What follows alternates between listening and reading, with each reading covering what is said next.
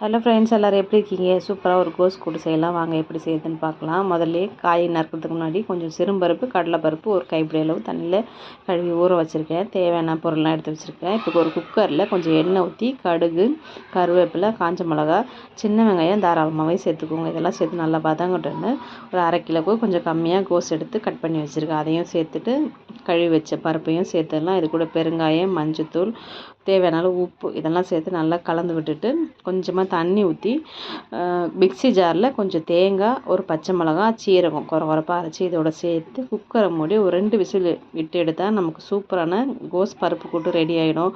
குழம்பெல்லாம் வைக்க முடியாது, சோம்பேறித்தனமாக இருக்குது அப்படின்ற பட்சத்தில் இந்த மாதிரி கூட்டு வச்சு அப்படியே சாதத்தில் போட்டு பிசைஞ்சு சாப்பிட்லாம். இதே மாதிரி பொடலங்காய், வாழைத்தண்டு இது எல்லாமே வச்சு கொடுத்தா குழந்தைங்க சூப்பராக சாப்பிடுவாங்க. பொரியலாக பண்ணால் சாப்பிட மாட்டாங்க. இதே மாதிரி நல்லா பருப்பு போட்டு நெய் போட்டு பிசைஞ்சு கொடுங்களேன், செம்ம சூப்பராக இருக்கும்.